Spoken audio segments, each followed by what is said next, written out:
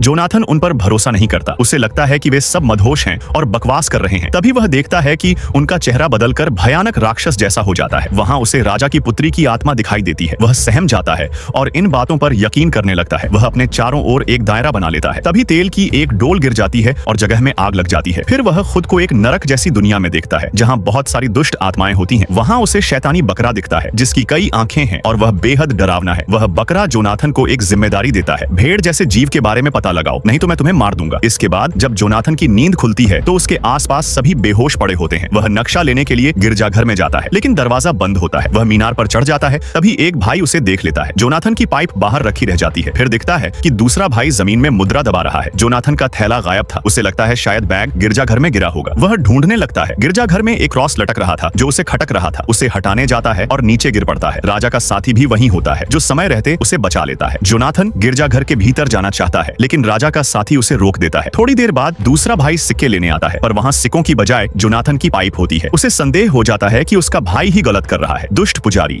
एक भाई की मदद से राजा के साथी को पकड़ लेता है और उसे सच बोलने के लिए सताता है। डर के कारण वह सब कुछ बता देता है। फिर उसे छोड़ देते हैं। राजा का साथी समझ जाता है कि वे उसे और जोनाथन को खत्म करना चाहते हैं। वह तुरंत जोनाथन के पास आता है और कहता है हमें यहाँ से निकलना होगा। फिर वह अपने मित्र के पास जाता है जो और कोई नहीं नस्तुस्या थी। वह पिछले वर्ष जैसी ही दिख रही थी। वह साथ जाने के लिए मान जाती है। दुष्ट पुजारी नगर के लोगों को राजा के खिलाफ भड़का देता है। राजा का साथी भागने की तैयारी कर रहा था कि नस्तुस्या लापता हो जाती है। वह उसे जेल के पास देखता है और पीछा करता है। रास्ते में उसे भेड़ जैसा प्राणी दिखता है लेकिन वह आगे नहीं बढ़ता और लौट जाता है। दोनों भाई सोने की मुद्राओं के लिए झगड़ रहे होते हैं। नस्तुस्या वहाँ आकर यह सब देखती है। तभी नगर के लोग भी आ जाते हैं। एक भाई नस्तुस्या के हाथ में चाकू देकर ऐसा दिखाता है जैसे उसने अपने भाई को मार डाला हो और अब वह उसे भी मारने वाली हो। लोग उस पर विश्वास कर लेते हैं और नस्तुस्या को पकड़ लेते हैं क्योंकि वे मानते थे कि उसके अंदर बुरी शक्तियां हैं। जोनाथन और राजा का साथी भागते हुए तालाब में गिर जाते हैं। तभी कोई जोनाथन को उसके खोए हुए थैले के साथ खींच लेता है। थैले में उसे भेड़ जैसे प्राणी की खाल मिलती है। फिर वह राजा के पास जाकर कहता है मुझे मालूम है आपने मुझे नक्शा बनाने के लिए नहीं कहा था। आप चाहते थे कि मैं आपकी पुत्री के कातिल का पता लगाऊं और सच जानूं। राजा स्वीकार करता है और कहता है हाँ यह सच है और तुम यह कर सकते हो क्योंकि तुम्हारे पास बहुत ज्ञान है। नगर के लोग नस्तुस्या को सजा देने वाले थे। वे उसे मारना चाहते थे। तभी राजा आता है और उन्हें रोकता है लेकिन लोग नहीं मानते क्योंकि उन्हें पुजारी पर पूरा भरोसा था। वे राजा को सिर पर मारकर बेहोश कर देते हैं और जोनाथन को भी पकड़कर वहां ले आते हैं जहां नस्तुस्या थी। जोनाथन को पता चलता है कि नस्तुस्या उस भेड़ जैसे जीव को जानती है। वह उसे रोज भोजन खिलाती है और इसी कारण तालाब पर आती है। उसे अपना मेहनत से बनाया नक्शा भी वहां मिल जाता है।